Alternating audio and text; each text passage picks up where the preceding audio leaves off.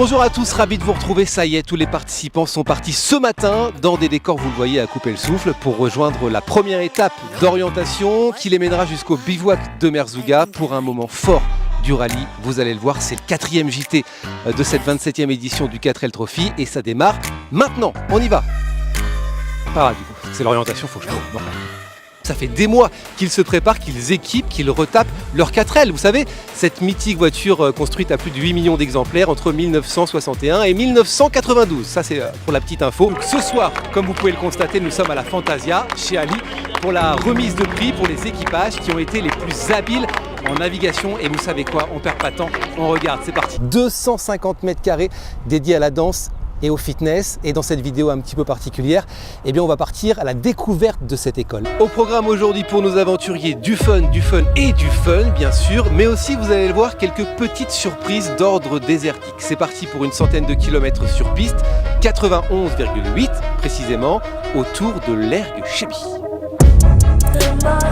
Aujourd'hui, on va découvrir ensemble des campings exceptionnels situés au bord de l'océan avec un accès direct à la plage, un petit peu comme le Flower Camping Les Paludiers dans lequel je me trouve aujourd'hui, situé à Bas-sur-Mer. C'est la fin de la journée ici à Merzouga, un vent de bienveillance s'est emparé du bivouac avec des rires, des discussions, de l'émotion. C'est aussi ça le 4L Trophy et franchement, ça fait du bien. Le programme de demain, il est tout trouvé avec une nouvelle étape d'orientation et surtout la scène ouverte, c'est vraiment à voir. On se retrouve demain, restez connectés.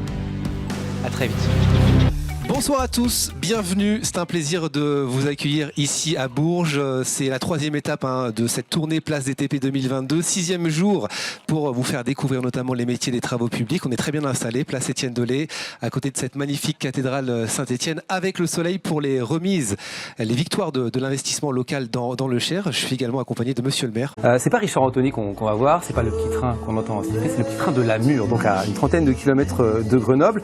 Un voyage à couper le souffle, hors du temps, décrit d'ailleurs comme le voyage ferroviaire le plus mémorable de France selon une journaliste du Télégraphe qui s'appelle Katia Gasquel, qui en a fait un article d'ailleurs que vous retrouvez sur le site internet du petit train. On va rester dans le Beaujolais, on était dans le Beaujolais tout à l'heure, on y reste avec ce roman que vous connaissez peut-être, Clochemerle, qui a été écrit par Gabriel Chevalier. Oui, et ça a été un succès incroyable en 1937 précisément, vendu à plusieurs millions d'exemplaires, à tel point qu'il a été illustré juste après ça par un monsieur qui s'appelle Albert Dubout, et donc traduit en 26 langues, de nombreuses adaptations au cinéma, en télévision, au théâtre. Et donc, que raconte ce roman ? Eh bien, ce roman nous replonge en 1922, où le personnage principal, qui s'appelle Barthélemy Piéchu, qui est le maire de Clochemerle, décide, pour moderniser son village, eh bien, d'y installer un urinoir. Et cet urinoir, pour les enfants. Il est précis. Voilà. C'est gratuit pour les moins de 4 ans, si vous voulez savoir. C'est très précis. Quoi d'autre ? Direction maintenant un établissement pour les journées du patrimoine qui arrive très bientôt. Ouais, c'est très bientôt ça. C'est la semaine prochaine. Établissement scolaire qui compte aujourd'hui plus de 2000 élèves de la petite section à la terminale. Je vous parle de Notre-Dame de Montgré qui est située à Villefranche-sur-Saône.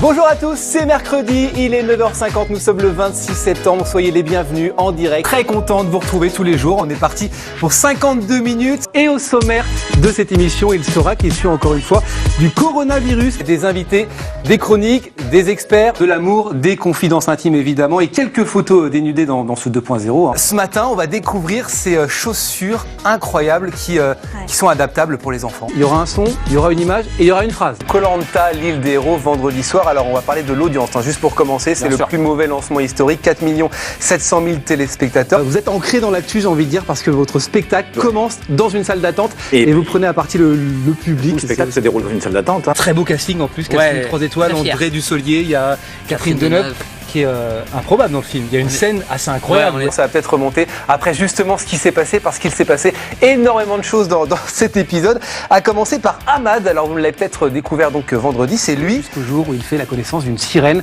une sirène tout droit sortie de la Seine, et tous les deux vont apprendre à se découvrir. Regardez, voilà.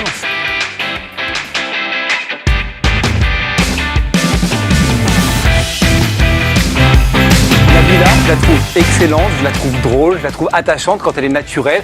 Les anges de la télé-réalité, quand elle était chroniqueuse dans Touche pas à mon poste, elle était spontanée, naturelle. Là, on va l'enfermer dans une case. Ouais. Est-ce que Jean-Paul Rouve est plutôt du matin ou du soir? Moi, je me lève tôt, moi. Ça parle d'une personnalité qu'on a reçue ici sur ce plateau. On garde une belle petite cambrure, voilà, le placement naturel de Charlie. Et là, on maintient une petite...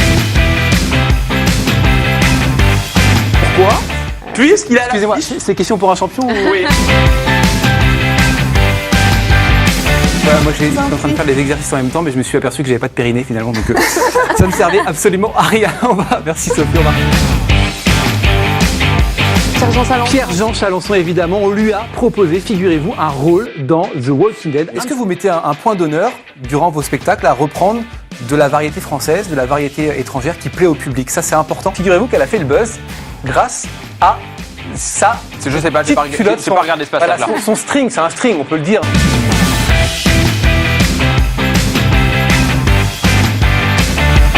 Vous allez vous marier?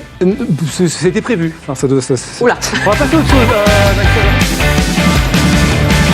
C'est la deuxième fois qu'elle participe à N'oubliez pas les paroles. La première fois, c'était le 17 mai 2018. Expérience de courte durée, puisqu'elle a été éliminée face au maestro de l'époque, c'était Martin. De savoir comment était justement l'alimentation au Moyen-Âge. Alors, je vais la refaire parce que Edouard, notre producteur, s'est moqué gentiment de moi dans l'oreillette parce que j'ai fait la, évidemment, c'est la. Elle s'est défendue sur Instagram en expliquant que c'était ses fesses, elle faisait ce qu'elle voulait. Voilà, elle a raison. Et ça, moi, j'en suis resté bouche bée devant ces photos. C'est dommage qu'il y ait le sac. Hein, Ça va pas dire... Il est en roue libre. Ça, c'est un beau cadeau. Moi, j'adore finir l'émission comme ça. On vous retrouve demain, évidemment, Héloïse. Bon week-end. Ouais. À lundi, 17h15, en direct, évidemment. Ciao. Merci à tous.